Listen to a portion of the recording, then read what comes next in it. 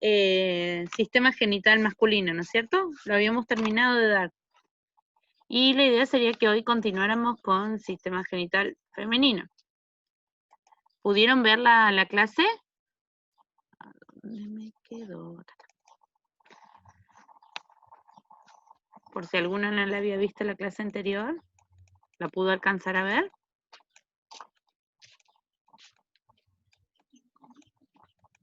No. Okay. Sí, profe, yo la vi. Ah, sí, buenísimo. Es que parece una clase de espiritismo, chicos, y alguien del otro lado.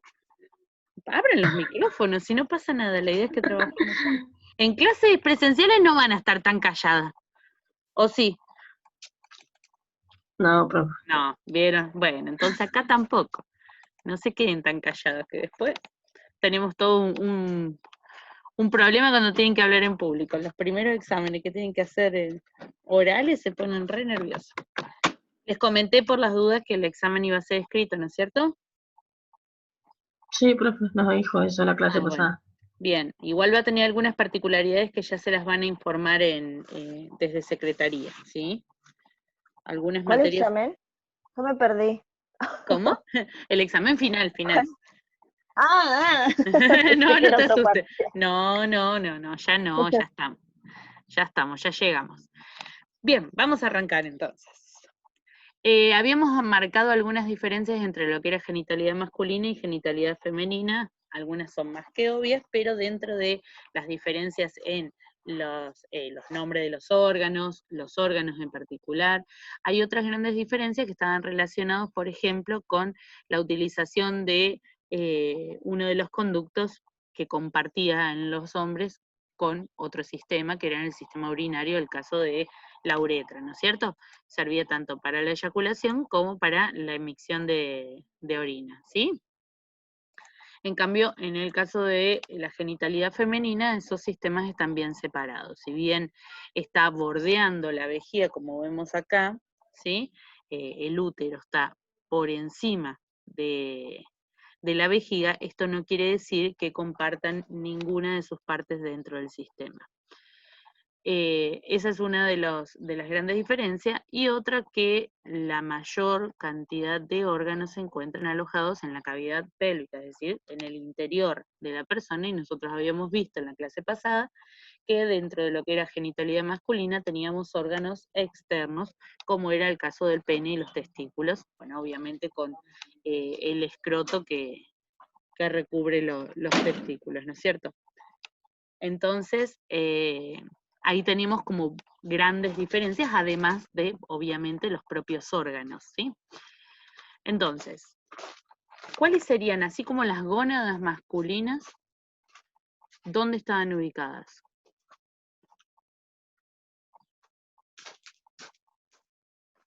Las masculinas. Hablen, ¿eh? ¿En los testículos, profe? Bien, entonces ubicación externa en los testículos, perfecto. ¿Y las gónadas femeninas? ¿Cuáles En serían? el ovario. Exacto, en los ovarios con ubicación abdominopélvica, ¿sí? Porque están bastante más encima. Fíjense que acá tenemos vejiga y a esta altura tendríamos los ovarios. Físicamente están en una suspensión laterales, como son dos, tenemos en ambos lados de la línea media del cuerpo. Esperen que admito más compañeros.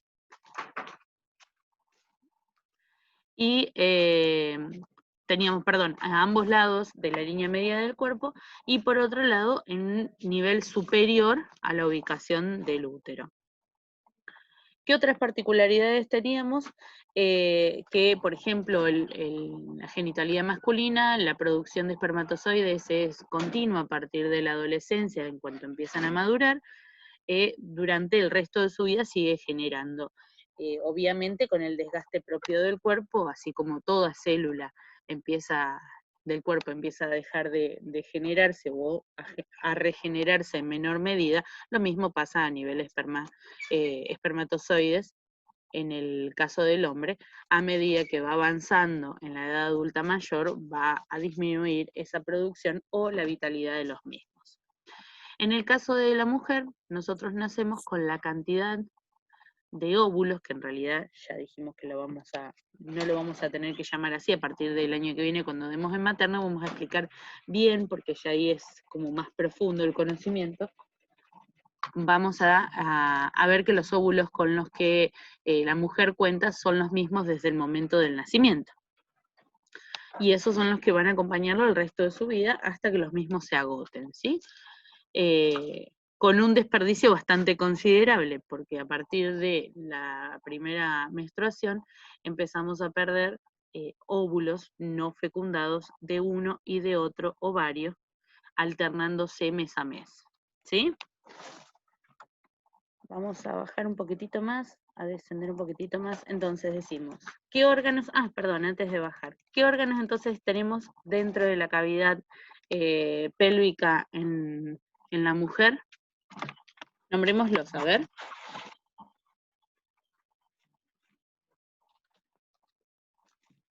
Ovario, Sí, Trompa de falopio. muy bien. útero. Útero. Entonces, 2 ovarios, 2 trompas de falopio, útero, ¿qué más?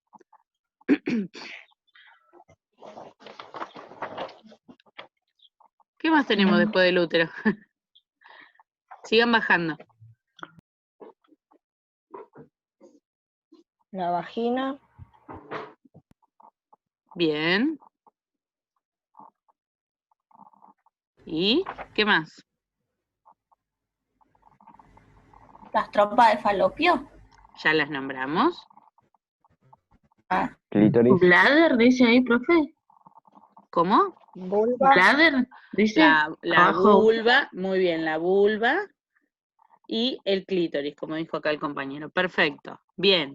Fíjense que en realidad cuando veamos útero vamos a ver que también podríamos distinguir como casi un órgano diferente, a pesar de que conforma parte del mismo, el cuello del útero, ¿sí? Que es el que va a dar origen después a la vagina, como se ve en la imagen, ¿sí? Así que, como para que vayan teniendo en cuenta cuáles de estos son internos y cuáles de estos son externos, los vamos a ir viendo. Entonces, dentro de cada uno de los ovarios vamos a tener estos folículos primarios, ¿sí? Por eso digo, en realidad no hay un momento en donde se llame óvulo, porque en realidad se pierde, ya vamos a ver por qué. Este folículo primario después va a dar origen, a medida que va a ir madurando, va a dar origen a los folículos en crecimiento, la corona radiada que va a ser necesaria para justamente la inserción después del espermatozoide en el caso de que se produzca la fecundación. Bueno, cada uno de los folículos vesiculares de Graf, que no hace falta en este momento, y una vez que va madurando dentro de este folículo, va a ir saliendo como un ovocito secundario. No sale como óvulo, sale como ovocito secundario. El momento en el que se lo denomina óvulo en sí mismo es cuando empieza la división. ¿Se acuerdan que cuando veíamos lo que era espermatogénesis, ¿sí? En la clase anterior, veíamos nosotros primero que tenía una división, vamos a volver así lo vemos acá. Primero veíamos que teníamos una división de tipo mitosis, ¿sí? Y luego meiosis. Eso es por la duplicidad de la carga genética, ¿sí? Entonces, pasa a ser óvulo por una fracción de tiempo ínfima, que es en el momento en el que se encuentra como completo, y es previo a la fecundación. Una vez que ya está fecundado, deja de llamarse óvulo nuevamente, ¿sí? Un segundito, denme un segundo.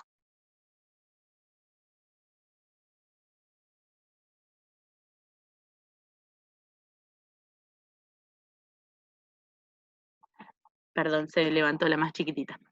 Entonces veíamos que acá cuando sale como ovocito secundario, no como óvulo propiamente dicho, ¿sí? Tenemos entonces los dos ovarios, veíamos lo que teníamos dentro de los ovarios, tenemos toda esta suspensión del ovario que está sujeto por estos ligamentos, ¿sí? Estos ligamentos suspensorios son los que ayudan a mantener los ovarios en la posición adecuada y también sujetan al útero, ¿sí? A través de este ligamento ancho, que es el que vemos acá, que es el que lo sitúa justamente en esta posición del medio. Fíjense que el resto de los órganos suelen tener paredes u otros órganos que están por encima o en los costados que le permiten una ubicación continua en el cuerpo. Pero sin embargo, este útero en realidad necesita poder aumentar de tamaño en el caso de que se produzca la fecundación, va a necesitar aumentar de tamaño y seguir estando suspendido en el abdomen de esta mujer embarazada. Entonces, por eso es tan importante que justamente estos ligamentos anchos y estos ligamentos suspensorios estén en buen estado para mantener tanto el útero como los ovarios en la posición adecuada dentro del cuerpo. ¿Sí? ¿Dudas hasta acá? Profe, ¿esos Sí, diga. ligamentos se Sí. pueden lesionar o no? Sí, se pueden lesionar, exactamente. Se pueden, se pueden lesionar y puede caer, sí, puede caer levemente el útero presionando sobre la vejiga, ¿sí? Que es la misma sensación que tiene la mujer cuando en los últimos meses de embarazo ya estos ligamentos no son capaces de sostener tan por encima este útero con el bebé dentro, con el feto dentro, entonces empieza a hacer presión sobre la vejiga, porque como veíamos en la imagen anterior, fíjense en esta, cómo apoya el útero sobre la vejiga. Cuando está vacío, no pasa nada, no pesa nada, está suspendido por los ligamentos, no hay problema.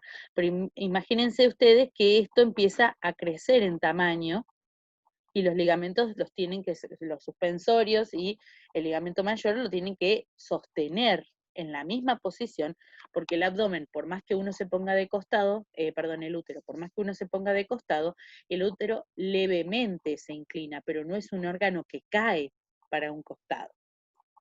Sino imagínense la inestabilidad con el peso de la criatura dentro. Aproximadamente más de 4 kilos tenemos dentro, entre líquido, placenta y bebé. Hablando de un bebé de 2,5 kilos. Si hablamos de más, tenemos más peso dentro. ¿Se entiende? Todo dentro del útero, que está dentro de otra cavidad que lo soporta. Entonces, el útero en sí mismo tiene su propio sostén. ¿Sí? Y cuando empieza a ser un poco más insuficiente, hace presión sobre la vejiga se reduce en tamaño, y por lo cual la mamá embarazada va a ir varias veces a orinar, a evacuar vejiga, porque esa vejiga al reducir el tamaño se siente llena permanentemente, además de las micciones espontáneas inevitables en el caso de tos, estornudos o cualquier esfuerzo que pueda producir en el momento de los últimos meses de embarazo, ¿sí? Lo que a veces pasa es que a veces desciende, si estos ligamentos se estiran demasiado y queda descendido este útero. Y por más que nosotros, como veíamos en la imagen anterior, perdón que vaya y vuelva, pero me parece más interesante verlo directamente acá. Por más que nosotros vemos que está apoyado, al estar suspendido no ejerce mucha presión. A veces se distienden demasiado esos ligamentos, producto de varios embarazos, y ya no pueden permanecer con su elasticidad suficiente como para mantener el útero sostenido. Entonces este útero va a caer sobre la vejiga, por más que esté vacío, tiene un peso superior, lo que hace que reduzca la capacidad de retención de la mamá, o de la mujer, mejor dicho. ¿Se entiende?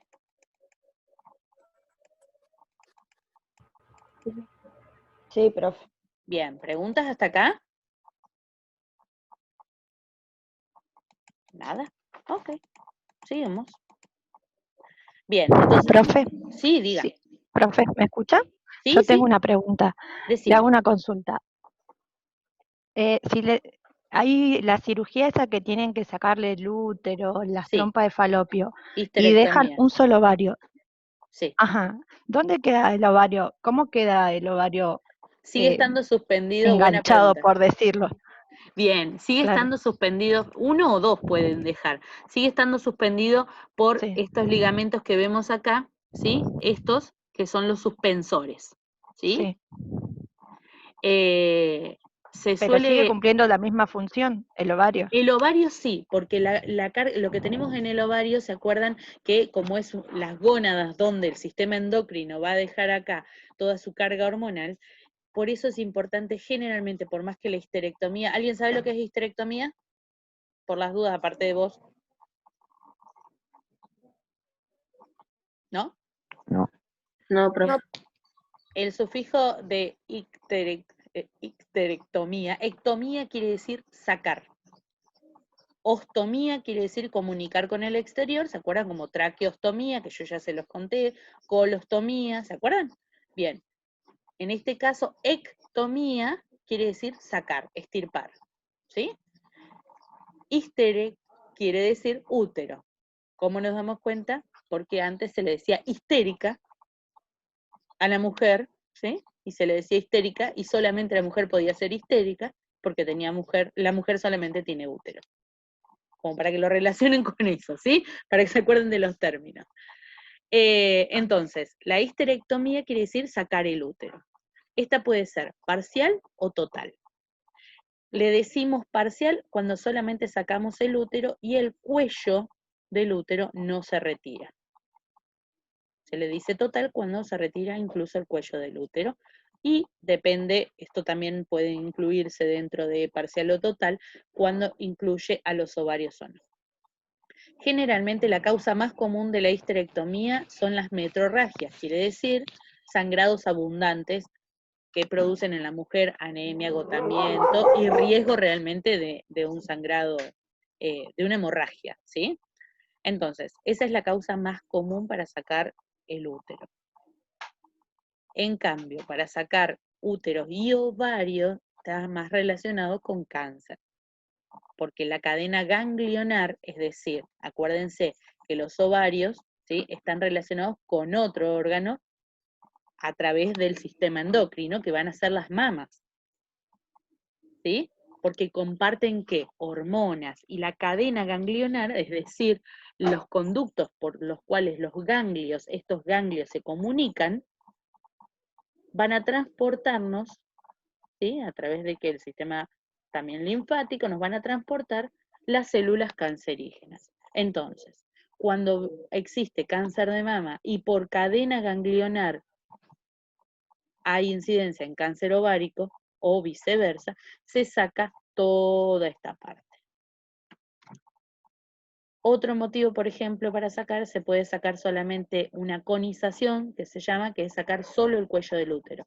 Esos casos son cuando se produce cáncer de cuello de útero, por ejemplo, con el HPV.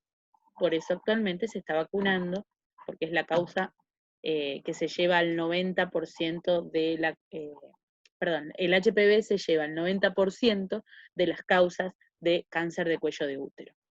Entonces, actualmente, en vez de hacer conizaciones, obviamente que es más costoso el tratamiento que la prevención y más doloroso para la mujer, si no se da cuenta a tiempo, puede morir, obviamente, es que se está vacunando a las niñas desde los 11 años. ¿Sí? ¿Se entiende hasta acá?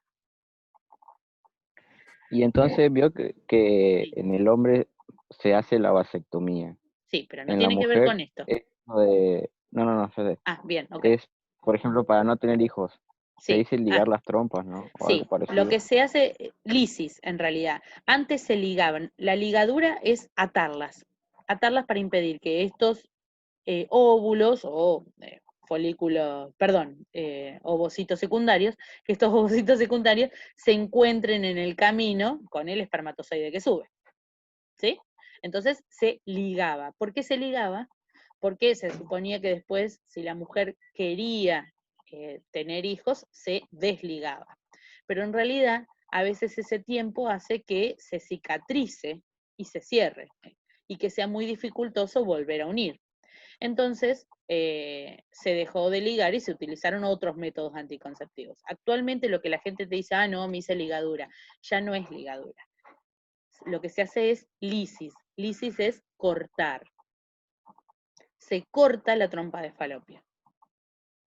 Entonces, el ovario sigue funcionando, lo cual es importante por la cadena ganglionar, porque piensen ustedes que si no, estaríamos adelantando una menopausia cuando no tenemos la carga hormonal de células femeninas, ¿sí? Que son necesarias para la vida de la mujer. Entonces, en ese caso, se deja la mayor cantidad de ovarios, es decir, se pueden dejar los dos, se puede dejar uno, depende del riesgo de la paciente, se pueden sacar ambos. Pero cuando se sacan ambos, empieza un tratamiento hormonal para compensar las hormonas que liberan los ovarios, ¿ok? Entonces, en ese caso se hace una lisis, solamente se corta, el ovario sigue funcionando en su función endocrina, no ya reproductiva, ¿sí? Y el útero sigue funcionando, es decir, la mujer puede seguir teniendo relaciones, por más que la eyaculación llegue a destino, no va a poder pasar para unirse con el ovocito secundario. ¿Se entiende? En el caso del hombre, ya que estamos acá, vamos a ver. En el caso del hombre, a lo que denominamos vasectomía, ¿sí? Es al corte del conducto a esta altura. ¿Por qué esta altura? Porque entonces el hombre en una eyaculación va a seguir liberando semen, no esperma. ¿Se entiende? Es extremadamente sencilla. Se corta piel que no tiene casi nada de vasos, se realiza el cortecito, se vuelve a cicatrizar. Totalmente indoloro. Y sigue cumpliendo la función endocrina. ¿Sí? ¿Se entiende? Sí. Bien, esa es la vasectomía. Lo que no permite la vasectomía es que estos espermatozoides continúen el trayecto para ir a buscar, digamos, el semen y así salir por la eyaculación. Lo que estamos haciendo al cortar acá es que el hombre en la eyaculación va a liberar solamente semen sin espermatozoides. ¿Sí? Es mucho menos invasiva la cirugía que en el caso de la mujer. Fíjense que esto es piel. Yo hago un corte, nada más. Y en cambio, en el caso de la mujer, lo que nos estamos encontrando es que lo que tenemos que hacer está acá arriba. ¿Y esto en dónde está? Fíjense la cavidad. Vagina, cuello del útero, trompa. Miren la altura en la que estamos. Es casi la cirugía de una cesárea. Si bien son dos cortes pequeños, ¿se entiende? Es diferente. Es muchísimo menos invasivo una vasectomía. Y en realidad, para el hombre, porque uno de los mayores conflictos que se tenía es pensar porque, o sea, es lo psicológico. Se creía, antes de conocer, que el hombre no podía seguir eyaculando, pero en realidad sigue eyaculando. Lo que no hace es tener espermatozoides esa eyaculación. ¿Se entiende? Entonces, psicológicamente no afecta.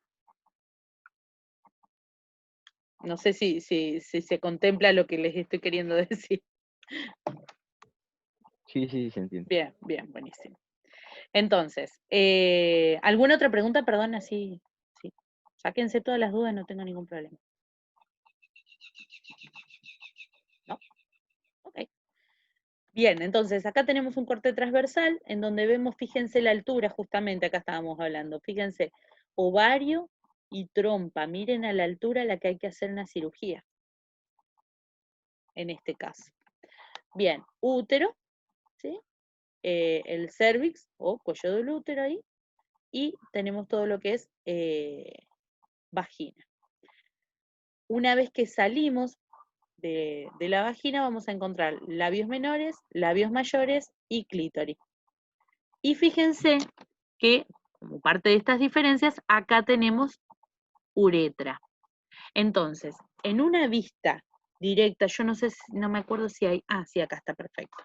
Cuando ustedes vayan a colocar sonda vesical, y esto hablo de prácticas profesionalizantes, ustedes tienen que visualizar los 3 orificios, ¿sí? Tenemos que visualizar clítoris, orificio de la uretra, vagina y ano. Es importantísimo poder visualizar antes de introducir, porque si yo veo un solo orificio, lo que estoy viendo es vagina, porque por tamaño Si B1, solo lo que estoy viendo es vagina. Entonces no puedo introducir la sonda vesical porque el procedimiento que era estéril lo termino transformando, ¿sí?, en ya un procedimiento séptico totalmente. La vagina no está estéril. ¿Sí? Esto como para que lo tengan en cuenta. Entonces, función del clítoris es exactamente un pene atrofiado. ¿Sí? Eso es lo que es, y tiene su propio prepucio. ¿Sí? Esa piel que lo recubre, como la tenía en el caso del hombre. Y por debajo de ese vamos a encontrar entonces el orificio de la uretra que pertenece al sistema urinario. Fíjense cómo se alternan dentro de lo que es la composición de la vagina, cómo se alternan sistema genital, urinario, genital. Y por debajo tenemos digestivo. Es muchísimo más complejo, exteriormente es muchísimo más complejo que en el caso de la genitalidad masculina.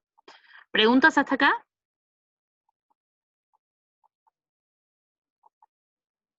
¿No?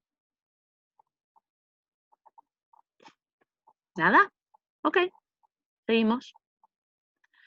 Yo no me acuerdo si ustedes habían alcanzado a dar gónadas o había faltado el compañero que había dado gónadas en endocrino. No me puedo acordar si No, lo dieron. profe, si lo dimos. Ah, lo dieron, Sí, lo bien. dimos nosotros. Perdón, no me Sí. podía acordar porque no tengo la agenda acá al lado y vieron que tenemos grupo del lunes, del miércoles y del viernes. Se me traspapelan. Bien, parte justamente de la función endocrina que se produce en las gónadas es lo que estábamos viendo anteriormente. Por este lado lo que tenemos es cómo se produce la ovogénesis. Fíjense que en realidad siempre vamos a tener una división mitótica, ¿sí? Y va a quedar latente en esa división mitótica, ¿sí? En esta primera división, va a quedar latente durante todo el crecimiento y vamos a tener todo lo que es el ovocito primario, ¿sí? Luego, este ovocito primario va a pasar a ovocito secundario a través justamente de esta división de meiosis, que es lo que se produce dentro del ovocito. Y en este momento recién, cuando se va a componer por completo en un óvulo entero, es decir, va a tener la carga genética completa que necesita, fíjense, entre hombre y mujer, ¿sí? En este caso, en el momento que se va a dar la fecundación, es el único momento cuando ingresa, al tener la doble carga genética, cuando ingresa se llama óvulo. Solamente ahí. Y una vez que al ingresar se produce la fecundación, ya deja de llamarse óvulo. Pasa a ser mérula. Porque empieza la primera división con la carga genética completa. Para transformarse justamente en el futuro feto, en el embrión, ¿sí? Y posteriormente feto. Fíjense que en realidad es un nombre, el óvulo, es un nombre casi ficticio, porque una vez que ingresó dentro de este ovocito secundario, se llama óvulo y automáticamente en la fecundación se deja de llamar óvulo. Entonces es casi como un nombre ficticio. Y nosotros le llamamos óvulo desde que están dentro del ovario por una cuestión popular, pero ustedes tienen que saber que en realidad es una fracción de segundo lo que la vez que se llama óvulo. Una vez que pasa esta perdón, una vez que pasa esta membrana radiada que tiene todo alrededor de pelúcida que se va a formar alrededor justamente de este ovocito secundario, una vez que la atraviesa, a partir de ahí, esta célula, este ovocito secundario, pasa a tener la carga genética completa, ¿sí? Tiene la cantidad de células completas y deja de ser un óvulo para pasar a ser justamente un óvulo fecundado que deja de llamarse óvulo. ¿Sí? En las primeras divisiones vamos a tener mórula y diferentes nombres que lo vamos a terminar viendo en materno. ¿Ok? ¿Se entendió? Sí, profe. Bien, buenísimo. Creo que con esto... perdón, el ciclo uterino me había olvidado. Importantísimo. Bien, el 90% del curso lo conoce, ¿sí? El ciclo uterino. Lo que vamos a tener es justamente todo el ciclo que compone la preparación para la fecundación y al no conseguir la carga hormonal que nos indique el embarazo, el desprendimiento luego de esta capa sanguínea, este colchoncito que se armó para el bebé, en realidad. Al no fecundarse el óvulo, al no producirse la fecundación, disminuye la carga hormonal y se produce el desprendimiento. En esta imagen ustedes van a poder ver las fechas, ¿sí? Les voy a dejar como tarea averiguar cómo se llama la primera menstruación y cómo se llama la última. ¿Alguien lo sabe? Si no, se los dejo como tarea. La primera se llama menarca, ¿no? Bien. ¿Y la última? Chan, chan. Bueno, averigüen. No, paso. No importa, está bien, muy bien. Una de dos, ya tenés 50%. Para la próxima averigüen cómo ¿Vale se googlear? llama. Bueno, vale googlearlo, dale, sí. Vale, sería mucho más válido leerlo, pero si quieres googlearlo, googleen, no hay drama. Bien, cuando lo tengan nos lo contás. Glándulas mamarias, acuérdense que justamente hasta el nombre nos lo está diciendo, glándulas mamarias, lo que nos está hablando es de la conexión que tiene con el sistema genital, ¿por qué están unidos? ¿Sí? A través de la cadena ganglionar. Acuérdense que cuando dimos endocrino había 3 tipos de estimulación, ¿sí? Hormonal. Una era a través de los humores, otra era a través de las hormonas y otra era a través del sistema nervioso. Cuando es de hormona a hormona, tenemos una cadena de hormonas que se indican una a la otra los estímulos para generar o dejar de generar ciertas sustancias, ¿sí? Entonces, en este caso, en el caso de la genitalidad femenina, tenemos una cadena ganglionar que une a las mamas con los ovarios. ¿Sí? Climaterio se llama. ¿Cómo se llama? ¿Climaterio puede ser? No, ese es el problema. Así me pareció. Sí, Menopausia el me problema. parece a mí. Eso iba a decir, ese es el problema con googlear, te dan el nombre común, el conocido. Bueno, No, pero valió. está bien, valió, bueno, está bien, buscó. Bueno, fíjense que en el apunte lo van a encontrar. Hablando de eso, les tengo que subir este último. No, este no, ustedes no tienen apunte de cátedra, ustedes tienen directo del libro. Estoy con mamas y pensé en materno, perdón. Entonces acá podemos ver la composición justamente de estas glándulas mamarias, ¿sí? Las cuales se van a desarrollar como glándulas secundarias en la adolescencia, ¿sí? Que es cuando va a ir madurando. La composición completa de las mamas también lo vamos a trabajar en segundo año con materno-infancia, ¿sí? Pero sí sería importante que ustedes sean capaces de nombrar justamente que tenemos la mama en sí misma con la areola y pezón, que es importante distinguirlo en el caso de amamantamiento, ¿sí?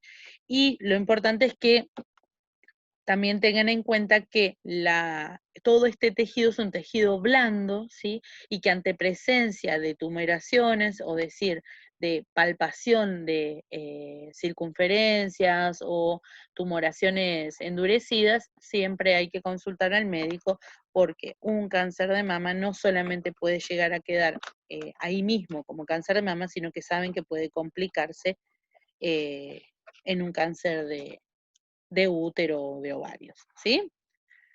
¿Se entiende? Sumamente importante. ¿Alguna otra duda? Chan, chan. Embarazo. No. De embarazo, a ver, yo de embarazo voy a usar otra, pero de embarazo lo que me gustaría que vieran en realidad es cuáles son las hormonas que le avisan, ¿sí?, a el resto del sistema endocrino cuando desprender la capa uterina que estaba preparada para recibir el óvulo fecundado, ¿sí? Fíjense cómo se genera esa parte y de embarazo vamos a tomar esa partecita solamente, o lo desarrollamos mejor la clase siguiente donde les voy a traer más simplificado, pero les voy a traer el power de materno, de cómo se produce justamente la fecundación de este óvulo y la conformación del feto. ¿Sí? Así no tenemos que cortarlo porque quedan 2 minutos. Me parece más interesante trabajarlo directamente en la clase que viene. ¿Dudas hasta acá?